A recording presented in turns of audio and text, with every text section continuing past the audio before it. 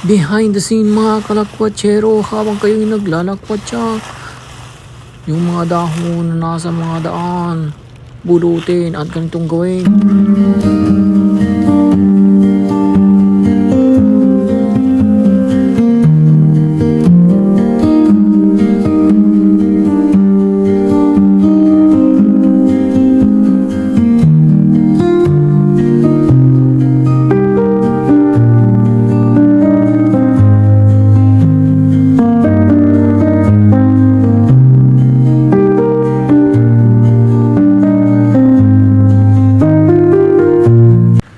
Huwag kayong matakot mga kalakpatsyerong mag-eksperimento ng kung ano-ano mga content nyo. Kaya isipin nyo mabuti yung gagawin nyo.